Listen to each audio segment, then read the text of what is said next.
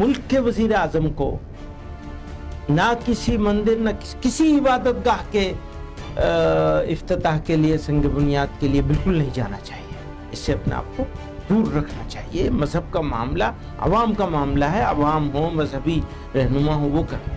नमस्कार, मैं हूं आपके साथ साक्षी और आप देख रहे हैं TV9। राम मंदिर प्राण प्रतिष्ठा कार्यक्रम को लेकर महमूद मदनी गुट वाले जमीयत उलेमा ए हिंद के अधिवेशन में एक प्रस्ताव पास किया गया है। इसमें अयोध्या में होने वाले भव्य कार्यक्रम को लेकर जमीयत ने चिंता जताई है। साथ ही दूसरे इबादत गाहों पर खड़े हो रहे विवाद को लेकर भी उसकी ओर से प्रस्ताव पास किया है। जमीयत उलेमा ए हिंद ने 22 जनवरी 2024 को अयोध्या में होने वाले भव्य समारोह में सरकार की सक्रिय भागीदारी को एक अनुचित प्रक्रिया बताया है। एक बात ये कही जाती है अयोध्या से मुताल्लिक कि वहाँ मस्जिद बनाई जा रही है, हमारे वजीर आजम जाएंगे, उसका इफ्तिताह करेंगे, ऐसी खबरें आ रही हैं। तो हम इस बारे में बहुत वाज़ेह तौर पर दो बात कहना चाहते हैं। एक तो ये कि हम उस फैसले को जो अयोध्या के बारे में आया है कोर्ट की तरफ से, उस फैसले को सही नहीं मानते हैं। हमारा ये मानना है कि वो फैसला गलत माहौल में, गलत तरीके से, गलत बुनियादों पर किया गया है। एक बात। दूसरी बात यह कि मुल्क के वजीर आजम को ना किसी मंदिर ना किसी इबादत गाह के इफ्तिताह के लिए, संग बुनियाद के लिए बिल्कुल नहीं जाना चाहिए।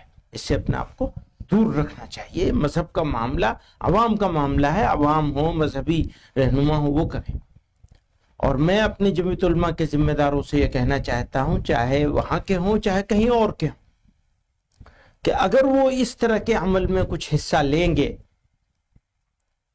चाहे उनका हिस्सा लेना ज़बानी बयान के जरिए से हो या अमली तौर पर हो, ऐसे लोगों के खिलाफ तादीबी कार्रवाई की जाएगी। जमीयत ने अपने प्रस्ताव में कहा है कि सरकार और उसकी संस्थाओं को पक्षपातपूर्ण नीति से बचना चाहिए। इस प्रस्ताव में कहा गया है, बाबरी मस्जिद के संबंध में सुप्रीम कोर्ट का फैसला न्याय के मानकों पर खरा नहीं उतरता।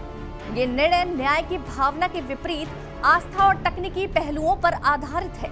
सुप्रीम कोर्ट ने स्वयं माना है कि इस बात का कोई सबूत मौजूद नहीं है कि बाबरी मस्जिद का निर्माण मंदिर को तोड़कर किया गया था। जमीयत उलेमा ए हिंद के अधिवेशन के पास किए गए प्रस्ताव में कहा गया है, सभा को इस बात पर भी चिंता है कि अपने फैसलों में पूजा स्थल अधिनियम 1991 को कठोरता से लागू करने संबंधित आश्वासन के बावजूद अदालतें अन्य मस्जिदों पर हिंदू पक्ष के दावों की भी सुनवाई कर रही हैं। ये रवैया न्याय व्यवस्था में देश के न्यायप्रिय लोगों का विश्वास कम करने का कारण है। हम मुसलमानों और देश की जनता से ये अपील करते हैं कि वे इन परिस्थितियों में शांति व्यवस्था बनाए रखने में संभव प्रयास करें। जमीयत उलेमा ए हिंद के अध्यक्ष महमूद मदनी ने अधिवेशन के दौरान अपने संबोधन में कहा, कुछ शक्तियां मुस्लिम अल्पसंख्यकों को नीचा दिखाने और उनको मानसिक प्रताड़ना और चोट पहुंचाने की लगातार कोशिशें कर रही हैं। देश में जो घृणा का वातावरण बनाया जा रहा है वह किसी भी तरह से देश हित में नहीं है। इसके अलावा हम इसे चुनाव को अनुचित तरीके से प्रभावित करने का माध्यम भी मानते हैं। लोकसभा चुनाव को लेकर भी जमीयत ने प्रस्ताव पास किया है, जिसके मुताबिक संस्था के पदाधिकारी धर्मनिरपेक्ष राजनीतिक दलों का व्यक्तिगत रूप से समर्थन कर सकते हैं। जमीयत उलेमा ए हिंद के तौर पर चुनावों में किसी विशेष राजनीतिक दल का समर्थन नहीं किया जा सकता है।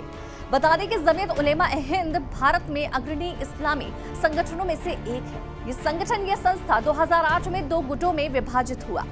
एक गुट के अध्यक्ष मौलाना अरशद मदनी है और दूसरे के अध्यक्ष मौलाना महमूद मदनी है।